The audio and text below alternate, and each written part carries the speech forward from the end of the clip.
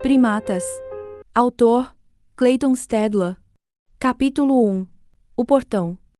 O arroz já estava quase frio quando meu irmão Jonas perguntou: "Você vai cuidar dos leões?" Ele falava com a boca meio cheia, os olhos grandes demais para o rosto magro. Sempre curioso, sempre acreditando que o mundo era maior do que aquela cozinha pequena de azulejos lascados. "Eu não sei ainda", respondi. "Talvez eu fique só limpando o cocô." "E das cobras?" Ele insistiu, ignorando completamente a parte menos glamourosa. Minha mãe fez um pequeno som de arrepio. Não fala disso na hora do almoço, Jonas. Felícia nunca gostou de nada que rastejasse. Nem cobras, dívidas ou notícias ruins. Ela me olhava de um jeito que misturava orgulho e preocupação. Desde que meu pai morreu, aquele olhar virou permanente. Você toma cuidado, Eva. Ela disse, mexendo no próprio prato sem realmente comer. Animal é animal. Eu quase repeti a frase que ouvi a infância inteira. Lá ninguém machuca eles. Mas engoli as palavras. Não era sobre isso que ela estava falando. Terminei de comer, levei o prato até a pia e deixei a água correr tempo demais sobre ele. Era um hábito que eu ainda não tinha conseguido abandonar. Talvez porque o som constante da torneira me ajudasse a pensar. Talvez porque silêncio demais me deixasse inquieta. Fechei a torneira e enxuguei as mãos no pano pendurado ao lado da geladeira. A televisão da sala murmurava qualquer programa da tarde e Jonas já arrastava a cadeira pelo chão. Passei pelo corredor estreito, desviando do balde encostado na parede, e empurrei a porta dos fundos. A garagem era estreita, apertada como se tivesse sido construída depois da casa, não junto com ela. Minha motocicleta ocupava quase todo o espaço. Passei a mão pelo banco molhado antes de colocar o capacete. Olhei para cima. Algumas teias estavam quebradas, pendendo do teto baixo como fios soltos de uma história mal contada. Forcei o braço girando o guidão e um pedaço de madeira arranhou meu cotovelo. Minha atenção caiu ao lado, na parede lateral, onde o cimento ainda cru, sem chapisco, havia a marca que meu pai deixara anos atrás. Um risco torto feito a lápis de carpinteiro, medindo a altura que ele jurava que eu teria aos 18. Eu não cheguei lá, nem minha vida acho. Ele sempre dizia que medida não era só número. Era promessa. Mas promessas não enchem a barriga. Meu pai era um homem justo. Orgulhosamente justo. Nunca aceitou atalhos. Nunca pegou o que não era dele. Morreu cedo demais e pobre demais. E o que deixou para nós não foram economias ou casa quitada. Foram parcelas, juros, um nome limpo que não pagava boletos. Passei o polegar sobre a marca na parede. Estávamos devendo 3 parcelas da casa. "Eu vou dar um jeito", murmurei, sem saber exatamente para quem. Coloquei o capacete, liguei a moto e senti o motor vibrar sob mim. Era um som pequeno, mas determinado. Quando o portão da garagem subiu, a luz da manhã invadiu o espaço apertado. Acelerei. Invadi a rua. Eu estava começando no meu primeiro trabalho. O motor ainda roncava baixo quando me dei conta de que aquele dia não era apenas sobre um emprego novo, era sobre atravessar uma linha invisível. E o engraçado é que eu sempre achei que zoológicos eram lugares felizes. Quando era criança, meu pai dizia que os animais estavam protegidos. Aqui ninguém machuca eles. Ele falava, segurando minha mão enquanto eu ajustava os óculos no nariz para enxergar melhor os tigres. Eu acreditava. Na minha cabeça, trabalhar num zoológico seria como entrar num documentário.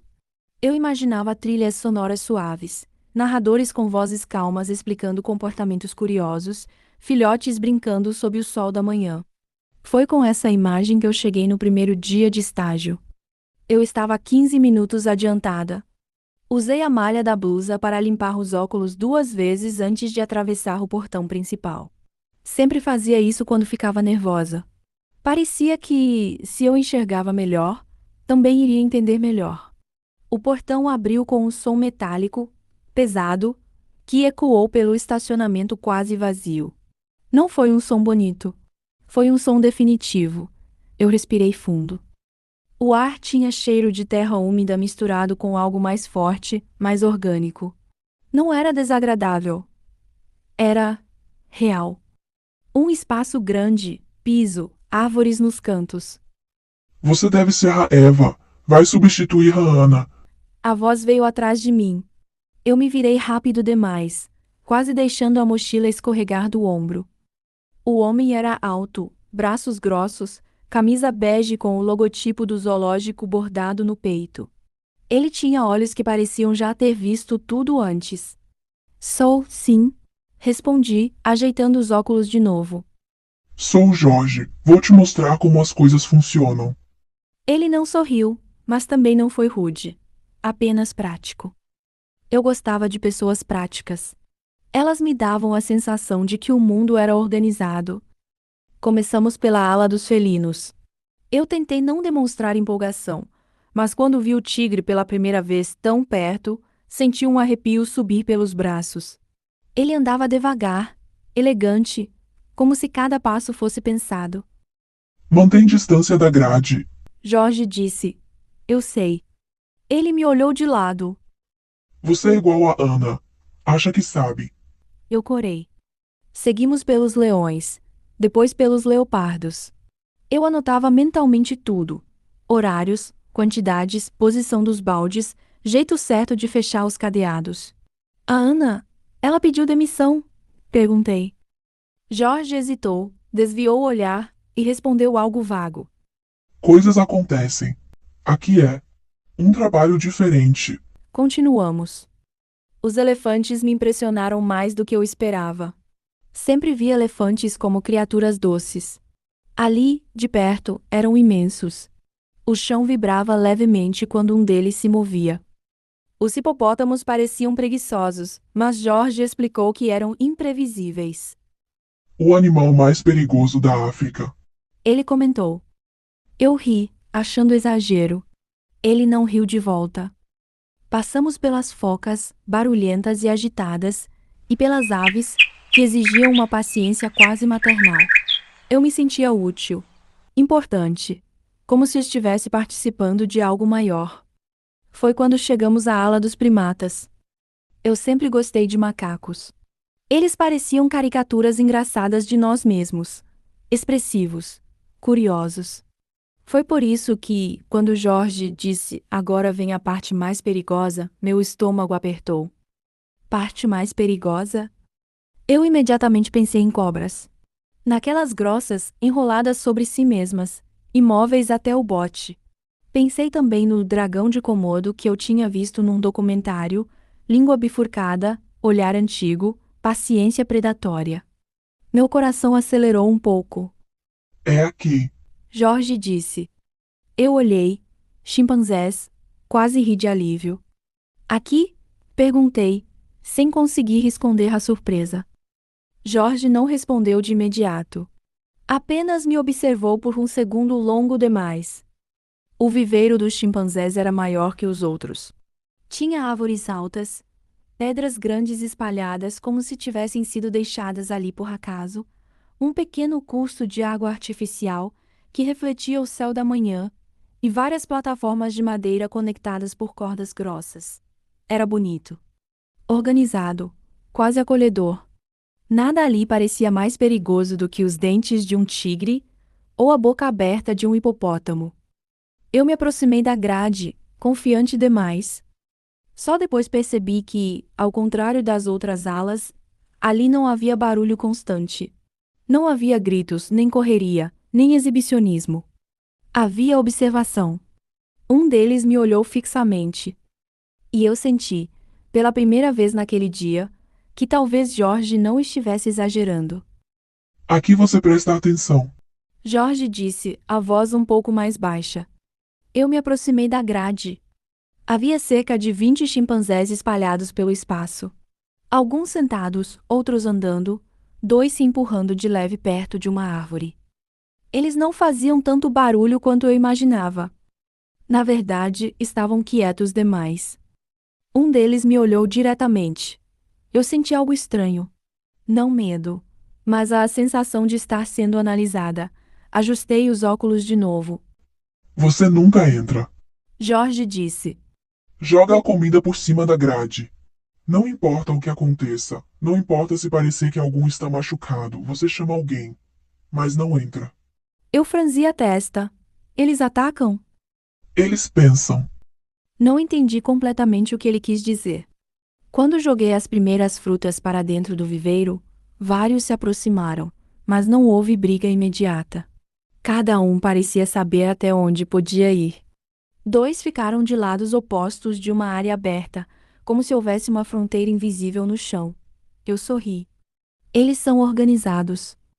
Jorge não respondeu. Um chimpanzé maior, com uma cicatriz discreta perto do olho, observava tudo à distância.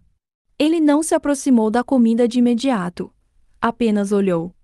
Depois, outro, um pouco menor, posicionou-se entre ele e uma fêmea de pelo mais claro. Eu não sabia o nome de nenhum ainda.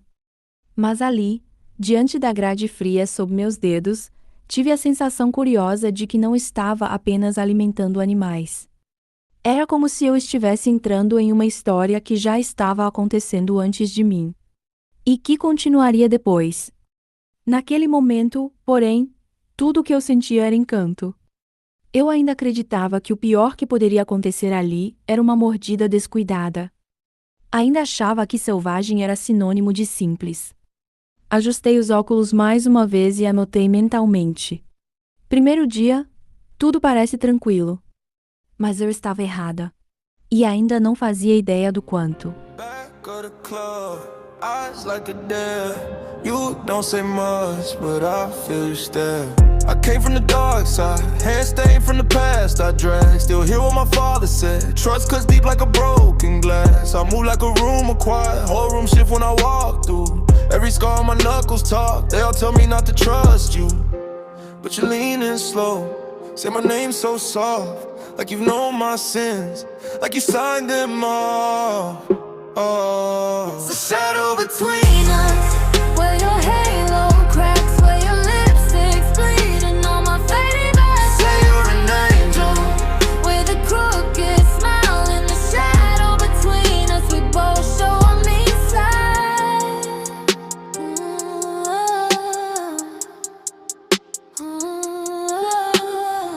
Lipstick on your collarbone, red mark like a warning sign. You're a storm in a fitted coat, I'm the match with the gasoline mine. You talk like you own the night, but your hands got a tremor, babe. All the pride in a paper cup, all the rage that you keep contained. I could drag you down, let your demons out.